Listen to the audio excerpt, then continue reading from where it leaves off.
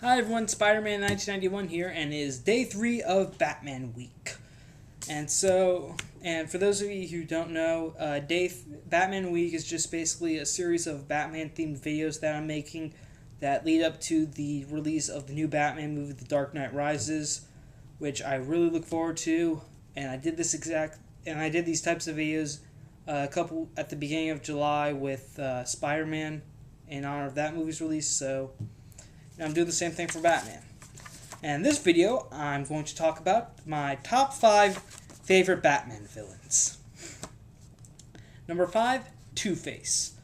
For those of you who haven't read The Long Halloween or have seen The Dark Knight, I have to ask, what is wrong with you? Anyways, but seriously, Two-Face is one of my favorite villains because he seemed to have such a bright future as Harvey Dent. Harvey Dent, at the start of his career as District Attorney of Gotham, he could do what Batman couldn't. He could fight the mob during the day and by the book. He didn't have to go out and beat people up. It was something like Batman's the Dark Knight, but Harvey was the White Knight. That's how they referred to him in the movie The Dark Knight, which took a lot from The Long Halloween for the characterization of Harvey Dent. But unfortunately, a member of the mob threw acid in Harvey's face, and that's horribly scarred his face, and that made him go insane and become Two-Face, which eventually made him obsessed with the number 2 and, basically caused a split personality, which was really portrayed in Batman the Animated Series 2, which was another reason, which also, if you've seen Batman the Animated Series, when Harvey, Two-Face is always flipping a coin that has two sides to it. One's a scarred face, it's a two-headed quarter, one's normal-sided, the other's scarred, and that's pretty much how Two-Face would make his decisions. He always thinks that it's always one way or the other. He's obsessed with the number 2. And so Two-Face is and I like Two-Face because he did sort of seem like such a great guy, hope for the city, but then eventually, boom, he gets scarred with acid, and now he becomes this completely different person. So that's kind of that's really how you can really look at the name Two-Face, not just for the scar of his face, but how he suddenly went from being a good guy to a criminal. And in the Frank Miller graphic novel, The Dark Knight Returns, which takes place with an old Batman coming out of retirement to deal with something, Harvey Dent did get his face repaired. However, his mind is still fractured and he's still Two-Face. But this time, he says at least both sides match. So, obviously, Two-Face is something that was building in Harvey Dent for years. Once his face was scarred, that was just the final straw, and it finally came out. So, I always think Two-Face is an interesting character because he did seem to have hope, but one accident made him insane and turned him into a villain. Okay, now number 4, Hush. Hush was created, I think, I'm trying to get the year right, sometime between 2004 and 2008, I think. No, it must have been before that. I'm sorry, I don't have the right year, but he was a new foe created for Batman by Jeff Loeb, and basically Hush was once Dr. Thomas Elliot. He was an old friend of Bruce Wayne's, a childhood friend, but eventually Tommy almost killed his parents so that he can inherit their fortune. But unfortunately, though, Dr. Thomas Wayne was able to save the life of Tommy's mother, and that really made Tommy mad. And then a few months later, the Waynes were killed, and Bruce got his full fortune, and at that moment, Tommy grew extremely jealous of Bruce. Eventually, though, the jealousy culminated, and then Tommy found out that Bruce Wayne was Batman, and so he decided to set up this whole scheme using Batman's old foes to try to destroy Batman. And the first storyline, Hush, was very brilliantly done. The reason I like Hush so much is that he was recently created, and I think it's been a while since we've had a new villain who's been such a hit. I mean, he was an old friend of Bruce's who died and came back. Heck, he even used Jason Todd against Bruce. Although I think it was although I'm pretty sure it was Clayface, but it was later confirmed that Jason reappeared, then had Clayface stand in afterwards. And that led to Under the Red Hood, but ignoring that. Hush was a very interesting foe. He seemed to be, at first he seemed to be like Harvey, I think some people thought he was Harvey Dent, but then it was revealed that Hush is actually Thomas Elliot, Bruce's old friend. Heck, he even got Bruce's old mechanic, Harold, who you may remember from the 90s, who used to live in the Batcave. He got him to turn against Bruce as well. And basically, Tommy's main ambition was jealousy. He hated Bruce because Bruce got what Tommy wanted. Billions of dollars and no parents to tell him what to do. To Tommy, that seemed like a good idea. Unfortunately for Bruce, that was the biggest tragedy of his life, and he used that tragedy to become a hero. Tommy, however, looked at that incident with jealousy and rage and became a supervillain. And also, Thomas Elliot does appear in Arkham City as one of the side missions. Basically, and they took this from the storyline Heart of Hush. Hush basically kidnaps a ton of victims, and he takes off pieces of their face so that he can give himself plastic surgery in order to resemble Bruce Wayne. That way, he can go to Gotham and claim he's Bruce Wayne and take all of Bruce's money. But the interesting thing is, though, Hush knew that Bruce Wayne was Batman. In the Arkham City, he didn't seem to imply that at all. So, no idea what's going on there. Okay, well, that's it for Hush. Now for number 3. This one is definitely some people should recognize because he's been seen in a lot of commercials for The Dark Knight Rises. I'm, of course, talking about Bane. One look at Bane and you think, wow, this guy's incredibly strong. That's not the only reason Bane's a threat. He's also a brilliant strategist. Before he didn't just arrive in Gotham, walk up to Batman and go, I will break you! And break his spine. No. He basically spent weeks in Gotham, like sitting in the shadows, watching Batman, trying to figure out how he worked.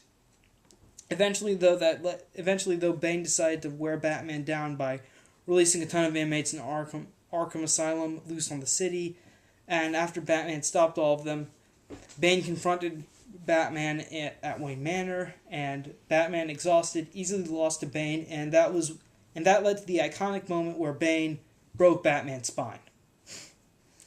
So Bane did what no other supervillain could do. He broke the Bat, both body and spirit. Eventually, though, Batman was able to heal, and afterwards, whenever he confronted Bane, he would always triumph. Okay, maybe he always isn't. Yeah, I get. Well, he's Batman. So Bane is very brilliant. He's kind of like Batman, but more aggressive. I think that's the word I want to use, aggressive, because basically he at first he relied on this chemical called venom which is like supervillain steroids. but I think around like maybe after his first appearance he kicked the habit and stopped relying on the venom chemical.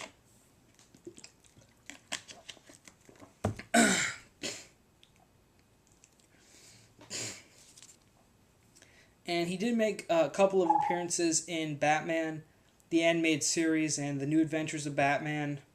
Both good, though, because Bane's not your typical... When you look at Bane and you see that he's a big hulking guy, you probably think, oh, geez, this guy's probably just a brute. No, he's very brilliant, very smart. There's more to him than just his strength. Which is why, I think people are complaining that, they can't understand Tom Hardy because he's wearing the huge asthma inhaler mask. So far I like how they're doing him, and they're portraying Bane in Dark Knight Rises way better than Batman and Robin, okay? And Batman and Robin, he was just basically a henchman to Poison Ivy. That's all. At least in The Dark Knight Rises, he's the main villain. He's actually doing stuff, okay? And I think there's a theory going around that he might be involved with Ra's al Ghul and the League of Shadows, which could stay true to the comics because I believe they did a series called something. I can't remember the title, but Bane met with Ra's al Ghul, and and even though Batman, and after Ra's considered making Batman his heir, and always Batman says no, he considered instead that Bane would make a suitable heir for him. But that plan didn't work out well. And so Bane basically did, but overall, Bane did what no other villain did. He broke Batman, and for a while sent him into a period of depression. Unfortunately, though, for Bane, that made Batman stronger, but still, that iconic image of Bane smashing Batman's spine over his knee is one of the most iconic images in comic history. That's why Bane is great. And speaking of Ra's al Ghul, and I'm glad I mentioned Ra's al Ghul because that brings me to my number 2. That's right, Ra's al Ghul, the head of the demon. Ra's is, well, he's kind of a sick. It's kind of hard to describe Ra's al Ghul. He's a man of many talents. I'll say that he practically knows almost as much combat as Batman. And he does have more. But he has more of a worldwide resources as he leads the secret society known as the League of Assassins, which was changed to League of the Shadows for Batman Begins, which, I can see why because of the title. Ra's. Another thing about Ra's al Ghul is that apparently he's immortal. I say it with quotes because he does die in order for this to work, is that the Lazarus Pit helps keep him alive, restore him to life, and also keep him young for many years. And he does admire Batman's... he does see the potential that the strengths of Batman. He sees them both as a threat and as sort of an ally because he does want Batman as his heir to take over his empire so that he may finally, take his rest in the great afterlife. And that's the thing about Ra's, though. He would always try to win Batman over the dark side. And he would also try to use his daughter to help him with that, Talia al Ghul. Yeah, Talia, aka Batman's baby mama. I guess so. Okay, but Ra's is definitely is probably one of the most, underrated villains of Batman. He is a big threat, okay? He's got a worldwide League of Assassins. He can come back from the dead, and on any number of occasions, though, he's tried to take over the world, or, in his case, destroy most of it. Batman's always stopped him, okay? So, screw Penguin, screw Riddler. Ra's is definitely a bigger threat than those guys. However, the greatest threat, and my number 1 Batman villain, does have kind of a higher priority over Ra's, and that is, you guessed it, the Joker, the Clown Prince of Crime. Joker is not just a challenge, whereas Bane and Ra's are kind of a challenge for Batman physically and mentally. Joker is just a challenge for Batman mentally and psychiatrically. I think that's I've really got to read a dictionary once in a while. Joker is psychotic. He's insane. You don't know what he's going to do. I mean, one day he could give you $50,000, another day he'll shoot you in the head. And Joker's also pretty mysterious. We have no idea what his real name is. All we know about his past is that he was wearing a red hood and fell in a vat of chemicals. And I know what you're about to say. Wait, what about the Killing Joke? That explains his origin. Wrong. Joker himself said that if he did have a past, he'd prefer multiple choice. As in, he doesn't know for he's so insane he doesn't know for sure what his real past is, or if he does know, he doesn't want to tell anyone. But all we know is one common thing: red hood, vat of chemicals, going insane. And it's very interesting to note about and Joker is basically the antithesis of Batman. Batman stands for law and order. Joker is basically chaos incarnate. And it does state that he and Batman are always going to be at odds. Batman can't kill... They both rely on each other to challenge one another, okay? They even said it in The Dark Knight with Heath Ledger portraying the Joker, who was well, the late Heath Ledger. He was probably the best Joker I've ever seen. The way he kind of said the way he and Batman wouldn't kill each other. Batman doesn't kill the Joker because he has rules. Joker won't kill Batman because he can't live without him. Alright? Joker needs Batman in order to define who he is. Because without him, he's just another loony. With Batman around, he has someone to challenge him, someone to make him think.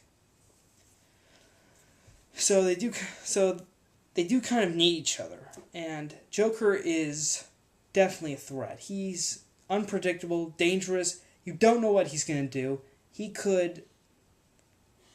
really is a danger higher than Ra's, whereas Ra's and Bane are probably predictable, or slightly more predictable. Joker is just highly unpredictable, and that what makes him scary and a true villain. And also, I guess I should throw out about the Joker is that he has definitely, whereas Bane did hurt Batman by breaking his spine, Joker has pretty much hurt Batman through his own allies. He crippled Barbara Gordon, although that's been fixed, and he also killed Robin, Jason Todd, although Jason did come back to life. But still, impact is there. He definitely hurt them. He definitely caused the most damage to Batman by hurting the people Batman cares about the most. Even though he attacked Barbara Gordon because he was trying to get to Commissioner Gordon. The thing about Robin, though, that's still a big impact, is that he actually succeeded in killing Robin. Well, Jason. Well, it was still Jason. Anyways, Joker is dangerous. What I'm trying to say is that Joker, if you've read anything featuring Joker, you know how dangerous he is, and he's definitely a big Batman's biggest challenge, and probably the one threat Batman is always on the looking out for. Well, looking out to get. I've really got to practice more. Okay. And that pretty much concludes the list of my top 5 Batman villains. Just a short recap. Number 5, Two-Face. Number 4, Hush. Number 3, Bane. Number 2, Ra's al Ghul. And number 1, the Joker. So, that's it for day 3 of Batman Week.